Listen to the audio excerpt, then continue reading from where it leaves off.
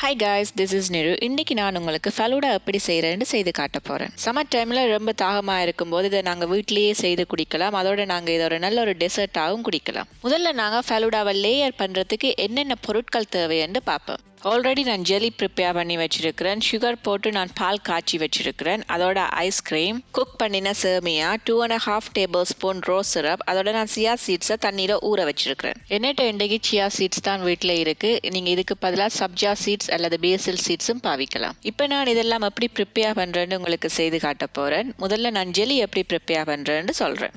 இன்றைக்கு நான் கடையில் வாங்கி இருக்கிற ரெடிமேட் ஸ்ட்ராபெரி ஃப்ளேவர் ஜெலி தான் எடுத்திருக்கிறேன். ஜெலி பேக்கெட்டில் அதற்கான இன்ஸ்ட்ரக்ஷன் எழுதியிருக்கும். அதன்படி நீங்கள் எவ்வளோ தண்ணி வேணுமென்று பார்த்து யூஸ் பண்ணுங்க. இன்றைக்கு நான் எடுத்திருக்கிற ஜெலி பேக்கெட்டோட அளவு வந்து 250 கிராம். இதை நான் முதல்ல 250 மில்லி லிட்டர் ஹாட் வாட்டர் ஊற்றி நல்லா கரைக்கிறேன்.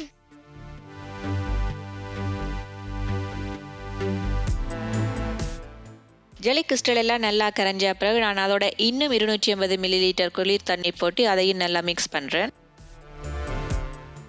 இப்போ நான் இதை ஒரு லிட்டால் மூடிட்டு 2 to 3 ஹவர்ஸுக்கு ஜெலி செட் ஆகிறதுக்காக ஃப்ரிட்ஜில் வைக்கிறேன். இப்போ நான் ரோஸ் மில்க் எப்படி ப்ரிப்பேர் பண்ணுறேன்னு செய்து காட்ட போகிறேன். அதுக்காக நான் முதல்ல ஒரு பேனில் 2 கப் பால் எடுத்து பாயில் பண்ணுறேன். பால் காய்ச்சும் போது அடிப்பிடிக்காமல் இருக்கிறதுக்காக நாங்கள் ஸ்பூனால் அடிக்கடி கிண்டி கொண்டிருக்கணும். பால் கொதிச்சு வந்தது நான் எடுத்து வச்சிருக்கிற 1 டேபிள் ஸ்பூன் சீனி அதோட சேர்த்து மிக்ஸ் பண்ணுறேன்.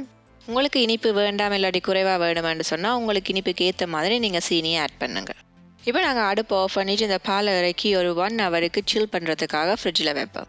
அந்த டைமில் நான் எடுத்து வச்சிருக்கிற 1 டேபிள் ஸ்பூன் சியா சீட்ஸ் எடுத்து 1/2 கப் தண்ணி ஊற்றி அதை ஒரு 30 நிமிடத்துக்கு ஊற வைக்க போகிறேன். அடுத்ததான் நான் எடுத்து வச்சிருக்கிற சேமியாவை குக் பண்ண போகிறேன். அதுக்காக நான் ஒரு பேனில் தண்ணி ஊற்றி தண்ணி சூடானதும் அதில் சேமியாவை ஆட் பண்ணுறேன். சேமியா குக் ஆனதும் இப்போ நான் ஒரு வடியை யூஸ் பண்ணி அதை வடிச்செடுக்கிறேன். வடிச்செடுத்த உடனே நான் இதில் வந்து கோல்ட் வாட்டர் ஆட் பண்ணுறேன். ஏன்டா அப்போ தான் ஒன்றோட ஒன்று சேமியா ஒட்டாமல் இருக்கிறதுக்காக. இப்போ ஃப்ரிட்ஜில் வச்சிருந்த பால் சில் ஆகிட்டு இப்போ நான் எடுத்து வச்சிருக்கிற 2.5 டேபிள் ஸ்பூன் ரோஸ் சிரப்பை இதோட ஆட் பண்ணுறேன். இப்போ ஃபலூடா லேயர் பண்ணுறதுக்கு தேவையான எல்லா பொருட்களும் ரெடி ஆகிட்டு வாங்க எப்படி லேயர் பண்ணுறேன்னு பார்ப்போம். இதுக்காக நான் உயரமான கிளாஸ் கப் எடுத்திருக்கிறேன். முதல்ல நான் ஊற வச்சிருக்கிற சியா சீட்ஸை இதில் போடுறேன். அடுத்ததான் நான் குக் பண்ணி வச்சிருக்கிற சேமியாவை இதுக்கு மேலே போடுறேன். இப்போ நான் ஆல்ரெடி ப்ரிப்பேர் பண்ணி வச்சிருக்கிற ஜெலியை சின்ன சின்ன துண்டுகள் ஆக்கி போட்டு இதோட சேர்க்குறேன். இப்போ நான் சில்லாக இருக்கிற ரோஸ் மில்கை இதோட சேர்க்குறேன். அடுத்ததான் நான் இதுக்கு மேலே இப்போ வெனிலா ஐஸ்கிரீம் ஆட் பண்ணுறேன்.